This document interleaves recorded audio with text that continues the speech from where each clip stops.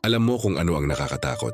Kapag may taong nagsisimulang magkagusto sa'yo, kahit hindi ka pa naman talaga nila lubos na kilala, nakikita ka nila bilang isang mabait, kumpiyansa at matatag na tao. Pero hindi nila alam na ikaw din ay napapagod, nasasaktan, nagkakamali, naliligaw, at minsan ay nagugulo ang buhay. Hindi nila nakikita yung version mo na tahimik lang, yung masungit o yung mga sandaling hindi ka okay. Dahil sa totoo lang, hindi ka naman palaging malakas. Minsan, nagpapanggap ka lang na ayos ka kahit hindi.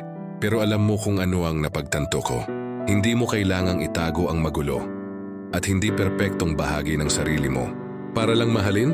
Kasi kung totoo ang pagmamahal, hindi ito mawawala kapag nakita nila ang mga pagkukulang mo. Sa halip lalo pa itong lalalim dahil doon. Kaya kung may taong nananatili sa'yo, kahit nakita na nila ang mga bahagi mong hindi perpekto, huwag mo iyong baliwalain. Dahil sa mundong puno ng imahe at pagpapanggap, ang tunay na kayamanan ay ang taong mamahalin ka hindi sa kung sino ka lang kapag maayos ka, kundi sa kung sino ka talaga.